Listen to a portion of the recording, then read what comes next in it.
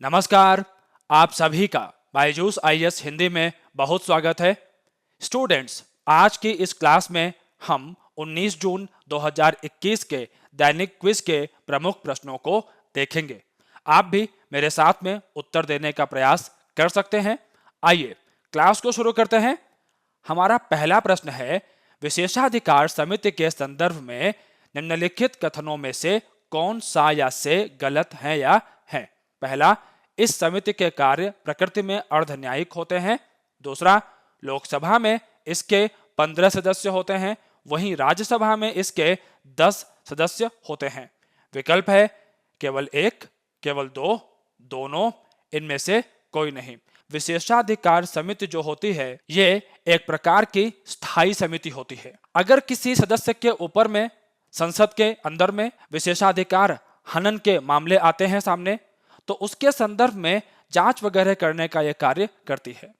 तो यहां पर एक प्रकार से यह अर्धन्यायिक प्रकृति की है और ये वाला कथन सत्य है। दूसरे वाले कथन की अगर हम बात करते हैं तो इसमें भी बिल्कुल सही स्टेटमेंट लिखा हुआ है। लोकसभा में 15 मेंबर्स एंड राज्यसभा में 10 मेंबर्स, मतलब दोनों ही कथन सही हो जाते हैं। इसका अर्थ यहां पर यह हो गया कि डी वाला विकल्प सही होगा कि इनमें से कोई भी गलत नहीं है। संबंधित समाचार को जरा देख लेते हैं। यह प्रश्न निर्योग्यता का एक प्रश्न है जो कि तृणमूल कांग्रेस के द्वारा उसके 2 सांसदों के विरोध में लाया गया है। ये प्रश्न अभी पेंडिंग पड़ा हुआ है लोकसभा के जो अध्यक्ष हैं ओम बिरला जी, उनके सामने। तो उन्होंने इस बारे में कहा है कि एक बार वो इस विषय को देख लें, फिर विशेषाधिकार समिति के पास में इसको आगे भेजने की कार्यवाही शुरू की जाएगी। अब यहाँ पर जरा हम लोग बात कर लेते हैं विशेषाधिकारों की। विशेषाधिकार ऐसे विशेष अधिकारों का समूह होता है जो प्रत्येक सदन को, उसके सदस्यों को सामूहिक रूप से भी प्राप्त होते हैं और कई सारे अधिकार व्यक्तिगत रूप से भी प्राप्त होते हैं। अगर हम संविधान के अनुच्छेदों से इसको जोड़ें तो मुख्य रूप से अनुच्छेद 105 और 194। 105 का संबंध है संसद के साथ में और 194 का संबंध है राज्य विधानमंडलों के साथ में। सामूहिक विशेषाधिकार के अंदर में सदन की जो रिपोर्ट वगैरह है, वाद विवाद की जो कार्यवाहियां हैं, इनके प्रकाशन पर प्रतिबंध है। और अगर कोई सदस्य ऐसा कुछ करता है जो गोपनीय बातें होती हैं संसद की अलग अलग समितियों के अंदर में, उनको बाहर लेकर के आता है, तो कई बार ऐसे मेंबर्स के खिलाफ में विशेषाधिकार हनन के प्रस्ताव लाए जाते हैं और फिर उसकी जांच वगैरह की जो जिम्मेदारी है वो विशेषाधिकार समिति के पास में जाती है। अब इसके अलावा अगर हम व्यक्तिगत अधिकारों की बात करें, स्टूडेंट्स, ये आपकी परीक्षा के लिहाज से बहुत महत्वपूर्ण है। इसमें सबसे इंपॉर्टेंट जो अधिकार है वो ये है कि सदन के सत्र के दौरान जब कार्यवाही चल रही हो या फिर सत्र आरंभ होने के 40 दिन पहले और सत्र की समाप्ति के 40 दिन बाद तक दीवानी मामले, ध्यान रखना क्रिमिनल केसेस की बात नहीं हो रही है, फौजदारी या आपराधिक मामलों में छूट प्राप्त नहीं है। दीवानी मामलों के संदर्भ में सत्र के 40 दिन पहले और सत्र की समाप्ति के 40 दिन बाद तक सदस्यों को गिरफ्तारी से छूट प्राप्त है। इसके अलावा संसद के अंदर में सदस्य जो अपनी अभिव्यक्ति की आजादी का प्रयोग करते हैं, उसके संदर्भ में बाहर के दुनिया में किसी न्यायालय के अंदर में उन्हें सामान्य रूप से बुलाया नहीं जा सकता है सफाई देने के संदर्भ में या किसी अन्य केस के संदर्भ में। अगला प्रश्न है, निम्नलिखित कथनों पर विचार कीजिए। जामदानी बुनाई परंपरा बंगाली मूल की है। दूसरा है, तेलंगाना की उपदा जामदानी सिल्क साड़ी को जीआई टैग प्रदान किया गया है। उपर्युक्त कथनों में से कौन सा या से सही है। विकल्प है केवल एक, केवल दो, दोनों, इनमें से कोई नहीं। इसके इतिहास की अगर हम बात करते हैं तो यह बंगाली मूल की है निश्चित रूप से। बांग्लादेश के अंदर में एक जगह है नारायणगंज, मुख्य रूप से वहां से इसका विकास माना जाता है। तेलंगाना के अंदर में उपदा जामदानी का संबंध नहीं है, दरअसल इसका संबंध है आंध्र प्रदेश के साथ में। तो यहां से आपको समझ में आ गया होगा, पहला वाला कथन सही है और दूसरा वाला गलत है। और इस प्रकार से इसका सही जवाब हो जाएगा केवल एक। संबंधित समाचार को जरा देखते हैं। Jamdani dead stock two dresses. अब इसके अंदर में जो नए नए डिजाइनर्स आते हैं कपड़ों को डिजाइन करने के संदर्भ में, इनमें काव्या सिंह का नाम है जिन्होंने जामदानी के अंदर में काफी प्रयोग किए हैं और उस वजह से ये एक कला फिर से चर्चा में आ गई। जामदानी में कुछ बिंदु आप लोग ध्यान रखें विशेष रूप से कि इसमें कॉटन और गोल्ड के धागों को मिला करके प्रयोग किया जाता है, ये इसकी बहुत बड़ी विशेषता है। इसके अलावा यहाँ पर कॉटन की एक बहुत अच्छा प्रकार उसका होता है मुस्लिन कॉटन, उसका प्रयोग किया जाता है। बुनाई के संदर्भ में बांग्लादेश को यूनेस्को की अमूर्त सांस्कृतिक विरासत का दर्जा भी प्राप्त हुआ है। किसके संदर्भ में? जामदानी बुनाई के संदर्भ में। जामदानी जो शब्द है ये फारसी शब्द है जिसमें जाम का अर्थ होता है फूल और दानी का अर्थ होता है फूलदान। अगला प्रश्न है, निम्नलिखित युग्मों पर विचार कीजिए। वायरस और बीमारी। Corona virus SARS, toga virus Nipah, paramyxovirus chikungunya, filovirus Ebola उपर्युक्त युग्मों में से कौन से सुमेलित हैं? केवल 1 और 4, केवल 1, 2 और 3, केवल 2 और 3, केवल 2, 3 और 4। देखिए, टोगा वायरस बहुत चर्चा में रहा था चिकनगुनिया के संदर्भ में, बहुत पुराना भी है। ये जुड़ेगा जाकर के चिकनगुनिया के साथ में, इसका मतलब है कि दूसरे का सुमेल तो सही नहीं है। अब जरा यहां पर देखो, ये रहा 2, ये रहा 2 और ये रहा 2, इसका मतलब है कि ये तीनों तो हो गए गलत और सही क्या हो जाएगा? 1 और 4, that is this one and this one, इन दोनों को हटा दीजिए। अमेरिका के अंदर में एंटोनियो फाउची सर हैं, इन्होंने इस बात को अनाउंस किया है कि अमेरिका भविष्य के अंदर में कोविड-19 महामारी के इलाज के संदर्भ में $3.2 बिलियन रुपए खर्च करने की योजना पे काम कर रहा है। इन्होंने इस बात को भी कहा कि ऐसे कई सारे वायरस हैं जो महामारी को फैला सकते हैं और हम उस दिशा में भी शोध कार्य को आगे बढ़ाएंगे। यहीं पर आप देख सकते हैं कोरोना वायरस, जिससे सार्स और मर्स जैसी बीमारियां सामने आती हैं। सार्स का मतलब हो गया सीवियर एक्यूट रेस्पिरेटरी सिंड्रोम और MERS middle east respiratory syndrome. Corona virus family के अंतर्गत ही जो वायरसेस के प्रकार हैं, इनकी वजह से मिडिल ईस्ट के अंदर में, मध्य पूर्व के अंदर में कई साल पहले बीमारी देखने को मिली थी।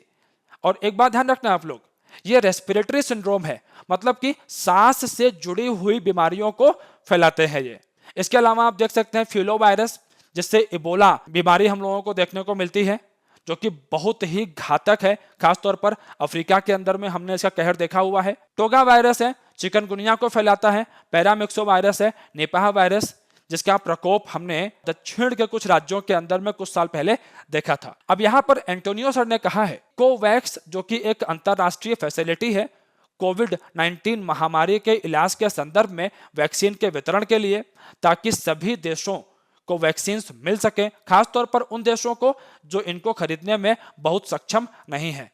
और इस सुविधा के तहत 25 मिलियन वैक्सीन के डोजेज दिए जा चुके हैं स्टूडेंट। इनका जो लक्ष्य है, टोटल लक्ष्य है 80 मिलियन वैक्सीन के डोजेस का वितरण करना, जिसमें से 55 मिलियन अभी बचे हुए हैं जिनको ये भविष्य में देंगे। अगला प्रश्न है, दुधवा टाइगर रिजर्व निम्नलिखित में से किस राज्य में है? महाराष्ट्र, राजस्थान, उत्तर प्रदेश, मध्य प्रदेश। बहुत पॉपुलर प्रश्न है, जवाब है उत्तर प्रदेश। चर्चा में क्यों है यह प्रश्न? संबंधित समाचार को जरा देखिए आप लोग। एक शेरनी को रेस्क्यू किया गया है यूपी के अंदर में, एक क्षेत्र है बरेली का, और यहाँ पर एक फैक्ट्री थी जहाँ पर अभी काम वगैरह नहीं होता था। इसे रेस्क्यू करके दुधवा टाइगर रिजर्व के अंदर में छोड़ दिया गया है।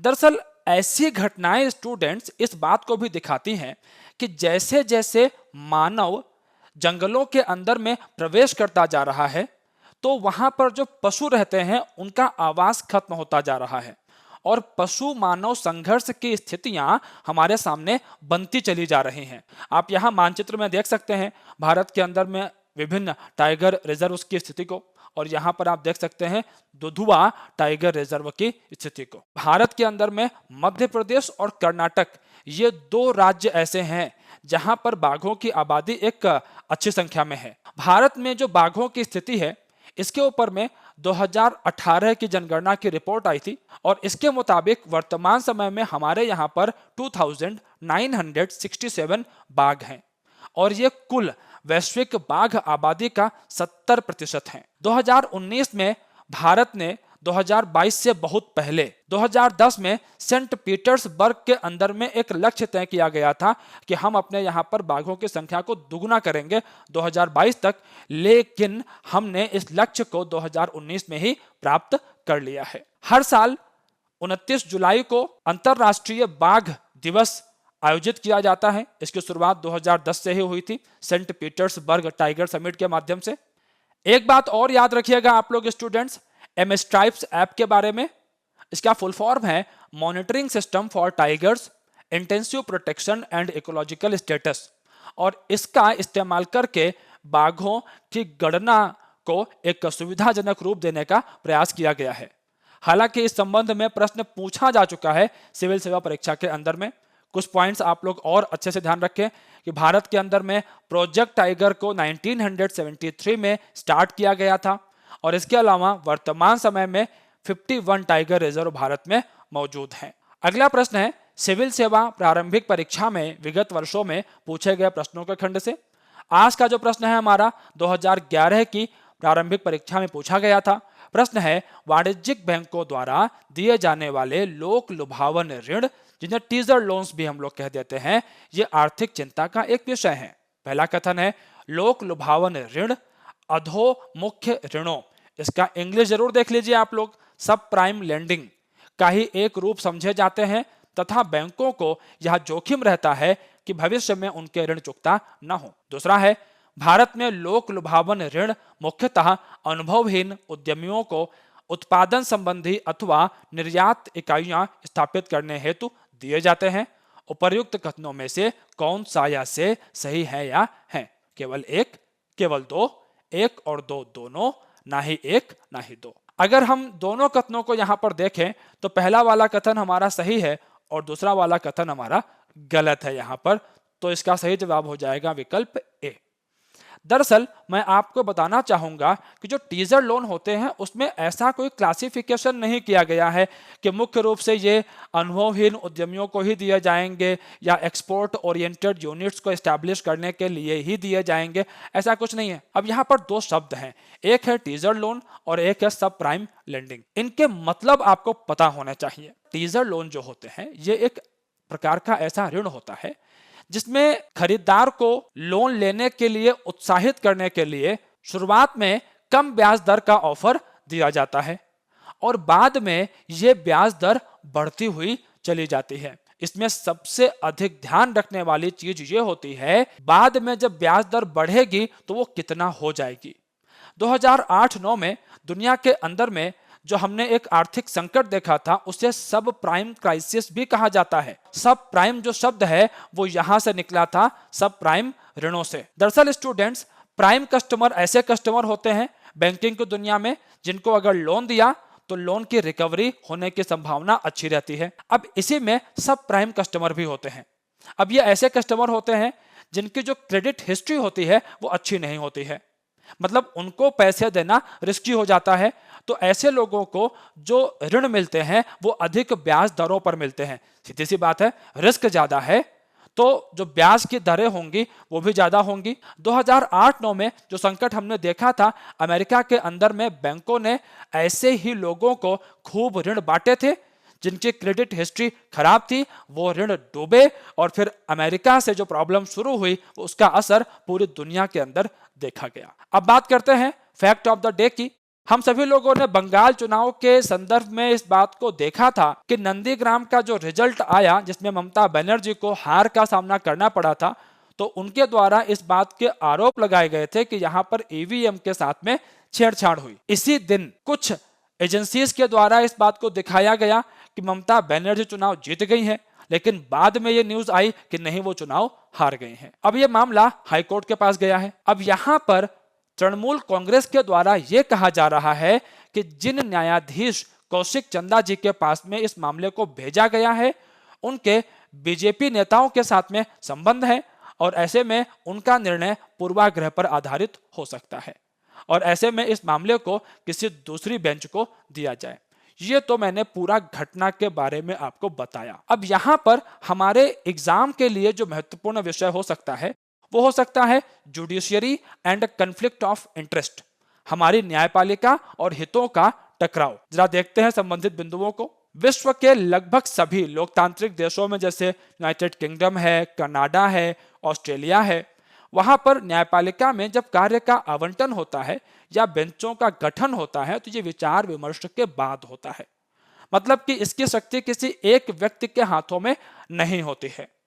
निश्चित रूप से जब कई लोग शामिल होंगे न्याय निर्णय की प्रक्रिया में तो पारदर्शी निर्णय आने की संभावना बढ़ जाती है। न्यायपालिका, विधायिका और कार्यपालिका के बीच एक दूसरे के लिए आपसी सम्मान होना चाहिए। इन पर बाहरी दबाव नहीं होने चाहिए। अगर हम भारत की बात करें तो हमारे यहाँ पर 1973 में केशवानंद भारती मामले में सर्वोच्च न्यायालय के 13 न्यायाधीशों की अब तक की सबसे बड़ी संविधान पीठ ने अपने फैसले में स्पष्ट किया था कि भारत में संसद नहीं बल्कि संविधान सर्वोच्च है। हमारी शासन व्यवस्था में शक्ति के पृथक्करण का सिद्धांत लागू है। अब यहाँ पर विषय यह आता है कि न्यायपालिका को भी पारदर्शिता की तरफ आगे बढ़ना होगा। कार्यपालिका को भी ये अहंकार छोड़ना पड़ेगा कि वो सर्वशक्तिमान है और न्यायपालिका को भी ये बात स्वीकार करनी पड़ेगी कि वो अंपायर या रेफरी की भूमिका तो निभा सकते हैं। मतलब न्याय निर्णय तो कर सकते हैं लेकिन उनके ऊपर किसी प्रकार का नियंत्रण नहीं होगा। एक लोकतंत्र के अंदर में जो अच्छी चीजें वो होती हैं वो ये रहती हैं कि प्रगतिशीलता का तत्व हमेशा विद्यमान रहना चाहिए और न्यायपालिका को भी पारदर्शिता की प्रक्रिया की तरफ आगे बढ़ना चाहिए। स्टूडेंट्स, आज के वीडियो को लाइक और शेयर करना बिल्कुल भी मत भूलिएगा। चैनल को आप सब्सक्राइब कर लेंगे तो सारे नोटिफिकेशंस आपको समय से मिलते रहेंगे। मैं आपसे मिलूंगा अगली क्लास में। आज के इस वीडियो को देखने के लिए आप सभी का शुक्रिया।